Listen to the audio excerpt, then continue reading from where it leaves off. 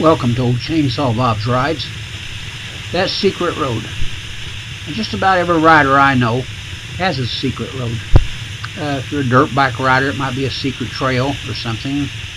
But if you're a road rider, you've almost certainly got a secret road somewhere. It doesn't mean that nobody else knows about it. That's not that kind of a secret. It's the one that when you're out riding, you'll go 10 or 15 miles out of your way just so you can ride that little road.